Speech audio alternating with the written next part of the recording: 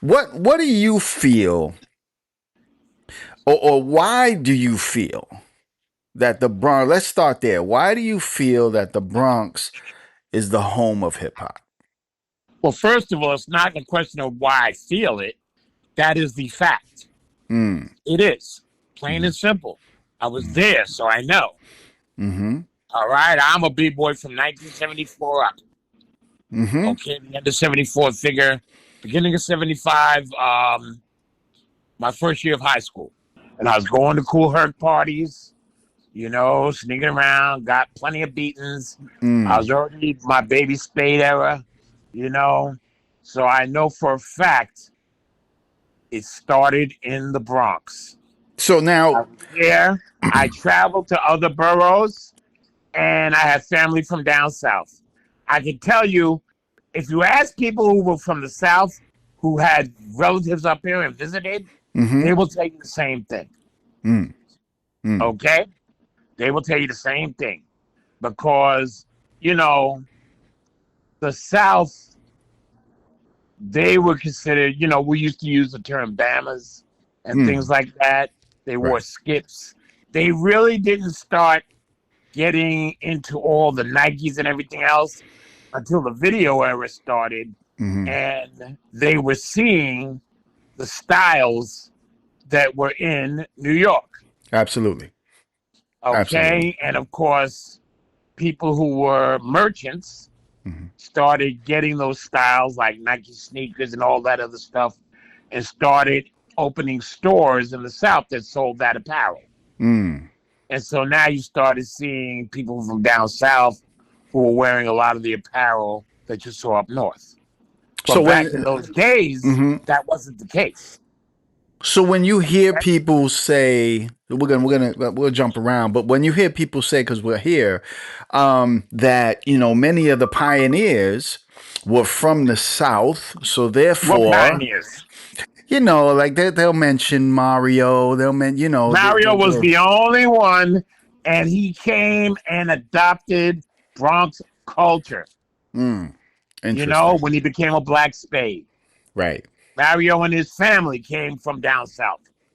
right, Yeah. He didn't bring that culture up here. mm, right. Okay, so Yeah, that I think I saw I let's saw a stop that. video. I think I saw a video. I don't think I saw a video with Fat Mike, and Fat Mike was talking to Sinbad, I believe, and Yeah, I he was on the was phone with Sinbad the other day. That's a funny thing you should and say that. Sinbad is he my man. and he was talking about when Mario first came here, and he was saying how, Mario was wearing the pointy shoes, and he was Yeah, he's country. country. Yeah, yeah. I was like, wow, That's a okay, fact. yeah. And Mario, you know what? Me and Sinbad were on the phone just the other day. Mm-hmm. Father's Day, in Okay. fact. Mm-hmm. He called me. We're close. Gregory Compton. That's Mm-hmm. his name. Mm. And we're close from back in the day. Okay. Okay? In Mm-hmm. fact, Sinbad was the one who built Bambaataa speakers and Mario speakers. Right. The ass kickers. That Mm-hmm. was Sinbad who built those. Mm. Mm. Okay? Mm-hmm. So, But so, Mario was a country dude. yeah, yeah, he assimilated because it's funny Yeah, how of course. Yeah. they mention how Herc had to assimilate, and my thing was, listen, Same thing with Herc. Yeah, he was just everybody Herc. assimilated. If you come from somewhere else, you're assimilating. Exactly. Yeah. Exactly. Now, what specific elements? So let's go here. What specific elements would you say came directly from the Bronx and no place else? When we talk about the B-boying. elements, b-boying. Okay. Yep. Okay. So, B-boying, once again, I've said this before, and mm-hmm, I'll say it again. mm-hmm. B-boying is the X factor of hip-hop. Yes, it If it is. wasn't for B-boys, then it would be just regular DJs like anyone else. Mm. And like I said, graffiti Mm-hmm. was not a part of hip-hop culture. It got incorporated into it later on. Right. It predates And hip then hop. with Yeah. Bambaataa's narrative, because you had all these white media personalities Right. and some black ones too, who Mm-hmm. wanted to jump on the bandwagon. They want to be, we want to be the first to discover this new culture and this and that and the other. Mm-hmm. And so the only person they were listening to was Bam, Mm-hmm. because this will answer another one of your questions. Mm-hmm. Because Bam was who the white people especially Mm-hmm. associated with hip hop. Mm-hmm. Because Mm-hmm. Bam was going down into the village. Right, right, right. Yeah. So that would deal with the whole idea of, you know, how Merging did, of graffiti through the art culture. yeah, because Yeah. graffiti predates It hip hop. predates, it's a separate culture, all Yeah. separate and autonomous. Yes. Yes. It And it existed got without. incorporated into hip hop through the white hipsters who were having art shows featuring graffiti artists. Mm-hmm. And they needed DJs to play. Mm. And one of the DJs they got was Afrika Bambaataa. Now, let's go back to that second question. Now, so b-boying no place else. Now, do you know, you're an early b-boy, do you know for a fact that there was nobody in any other borough breaking b-boying anywhere? Not b-boying, they might have been freestyling. Mm. And you hear the Puerto Ricans talk about outlaw rock and up rock. Maybe so. That wasn't b-boying. No, of course not. No. Right. Nope. Okay. So yeah, and I'm in agreement with you. As far as I'm concerned, it is the Bronx. It nowhere There else. you go. So now, And I traveled to other boroughs, and I can tell you for fact it wasn't going on. that leads to the next question. You hear the claims, and you've already addressed this in another video. The Brooklyn I've claims, the addressed it Queen in several claims. videos. But go ahead. What? So when they say Brooklyn was doing it, Flowers was doing it, boom, boom, how do you answer that? Flowers was a disco DJ. Mm. Mm. And I heard Flowers. I told you my man was his MC, Aaron the Baron, Aaron Reinhardt, Okay. who's from Co-op City. Okay, the Bronx. Yeah. Yeah. Okay. Yeah. So, that's still in the air with Brooklyn and Queens, and I've seen the documentary, The Founding Fathers, and as far as And I'm I debunked concerned, it. yeah, they don't really prove anything. They prove they were playing music, but I mean, Yeah, that's it. that nobody said they weren't. Exactly. Wasn't hip hop. Right. Right. So They played disco. I know Flowers and Sydney B and DJ App and Sydney B, the Grand Wizard of Sound, Maboya, Fantasia, New Sounds from Queens, knew about all of them. They were not playing b-boy jams. They weren't playing hip hop. Nope. Yeah, and you went to both of those. You experienced both I sides know of those all of them. coins. Yeah. Yeah, absolutely. So you were talking about, you were talking about Sinbad, and then you started to bring up our good friend FaZe. I'm not sure what you And you yeah, I wanted to. asked Sinbad about it. Now, if anybody was close to Mario, Uh-huh. it was Sinbad. Mm. One of his closest friends, if not his closest friend, next to his cousins. Because his cousins were up there, Desi and Ronnie.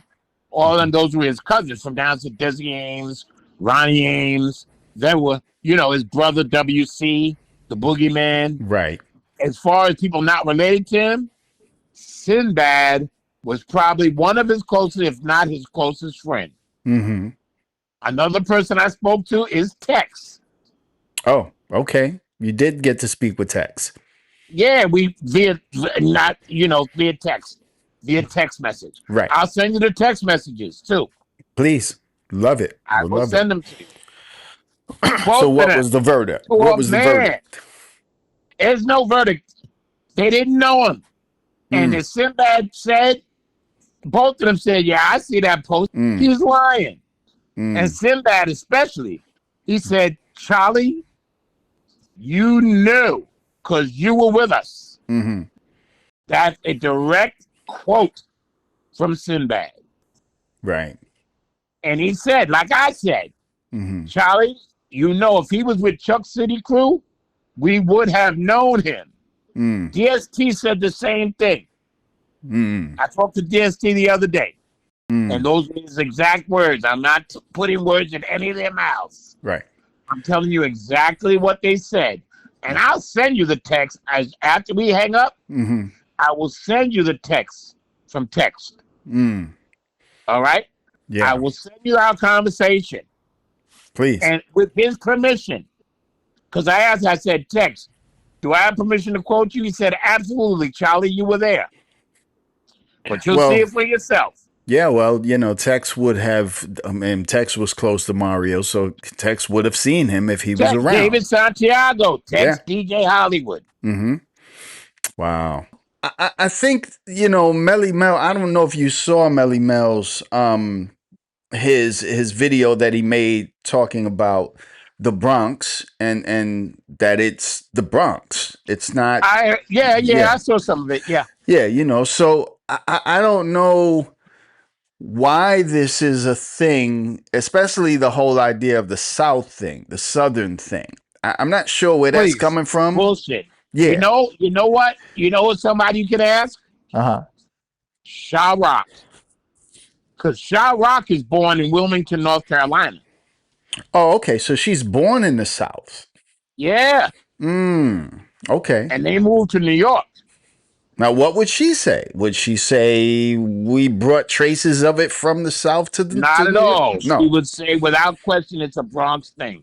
And Mm. Shaw Rock was a B girl. Right. Okay. Okay.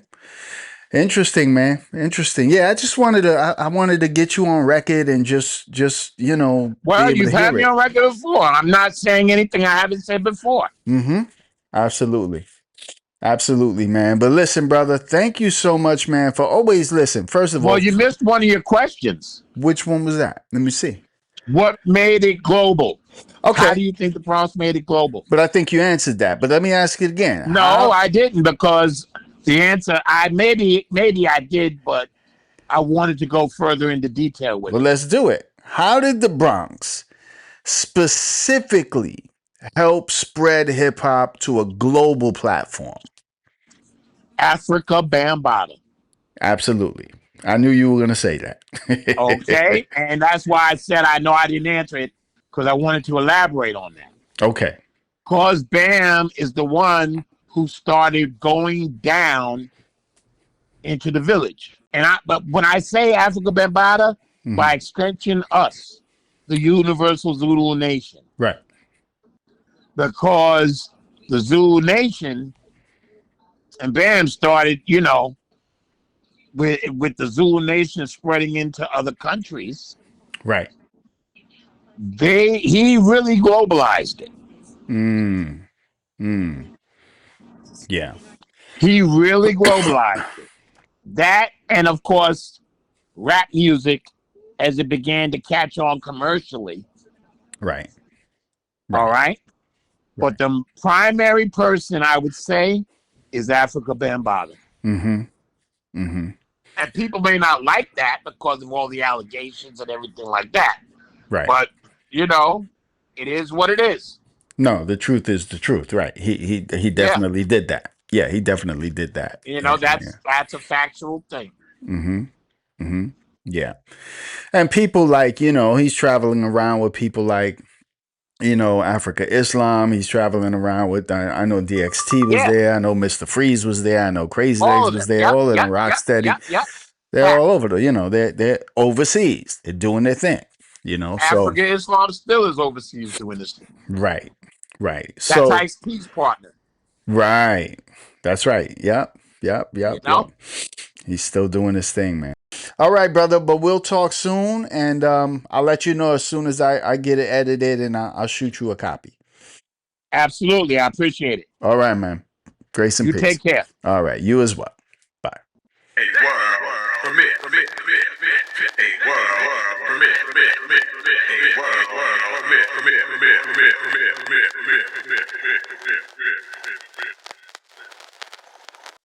For the first time anywhere, this is an exclusive. a one-on-one text message conversation between Cholly Rock and none other than Tex DJ Hollywood. Sit back, relax, and enjoy the history.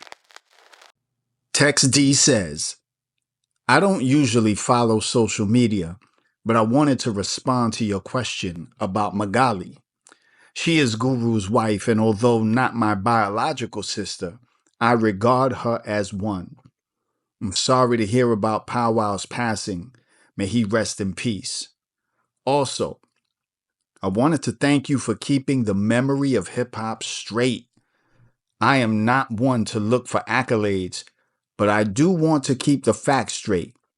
When I started DJing, the only ones that I can recall being around was Kool DJ D, Herc, and Flash.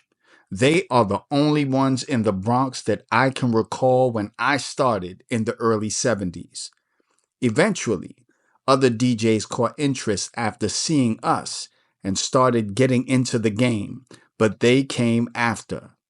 Also, when I first began DJing, Mario did not have a set and always asked me or Kool D to bring our equipment out to Rosedale Park or in Bronxdale. Mario was more like a promoter. Eventually, Mario got his equipment and we decided to combine our system on many occasions to rock the park. Bam eventually got his equipment and started DJing as well. As you know, Bam was known for discovering many unheard break music that many of us never heard of. I remember DJs like Lovebug Starsky and many others coming to the park and watching me in the early days, DJing and eventually getting into the game. As you know, Theodore, Jazzy J, Busy B are much younger than us and get into the game much later. Not taking anything away from their accomplishments, they were good entertainers. Anyway, I'm going to stop here because there's a lot of history.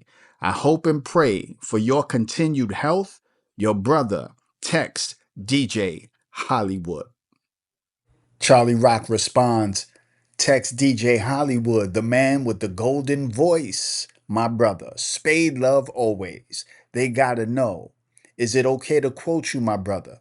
Let me know, and I will always respect your wishes. Tex D responds, Of course, my brother, you know the truth, so speak it. They need to hear from someone who was a witness. I just get puzzled hearing people giving their version when they were not there or trying to get credit as if they were part of the beginning. I can't recall any other DJs playing in Rosedale or Bronxdale when I started. Those who lived in Bronxdale, Bronx River, Monroe, or Soundview know they were part of it.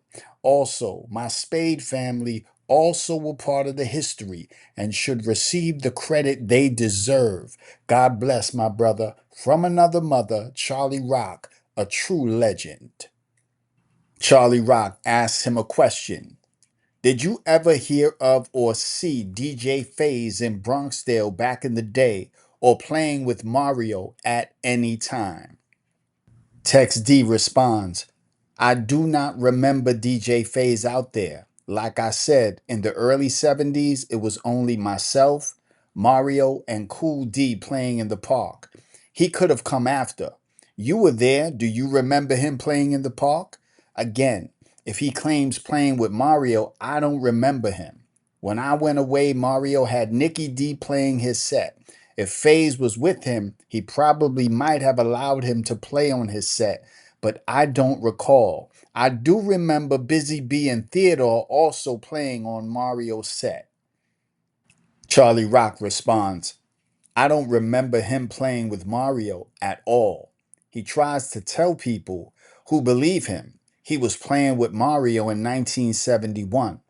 I was only 11 years old in 1971 and wasn't even a baby Spade yet.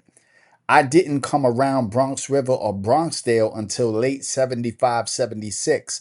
When I was in high school, FaZe is at least 2 years younger than me, and I'm being generous. So he was playing on Mario's set at 9 years old? I call BS on that one. I can tell you with absolute certainty you and Mario were playing in 123 in late 1976. That's when I auditioned and became a Zulu King. Cholly Rock continues. We go back even before Nikki D. Remember Bosco? You were the first DJ from the Soundview crew to rock Good Times. Tex D responds, that's correct. Nikki D started playing for Mario around 1979 when I left. Remember, Mario was more of an MC slash promoter. Bosco sounds familiar. I've never heard of Phase. Cholly Rock continues.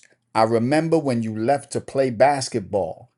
I'll be 65 next month. My birthday was 5/24/1960. Tex responds and says, I was born July 1958. Cholly Rock responds, you're 2 years ahead of me. You were supreme prez of all young spades.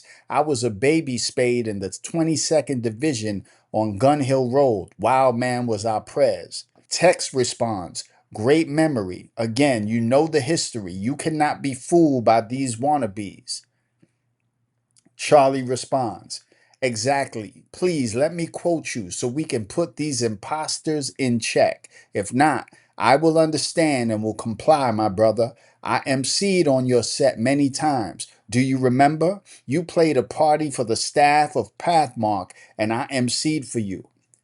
Tex D responds, of course I do.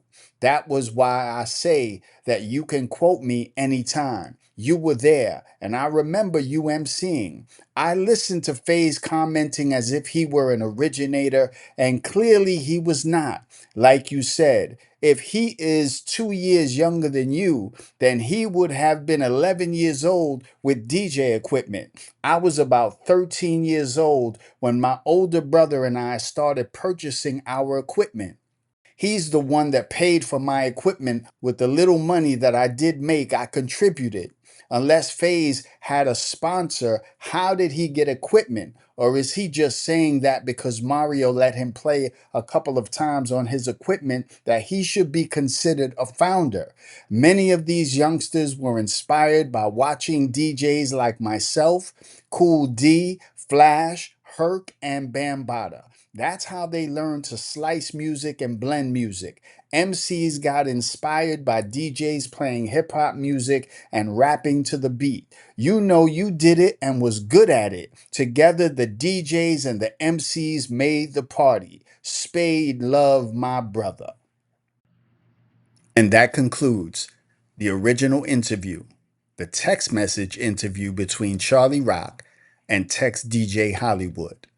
Well, we can definitely say he's cleared up a lot of misinformation that's going on out there. Shout out to Tex D and shout out to the original Zulu King, Cholly Rock. Grace and peace.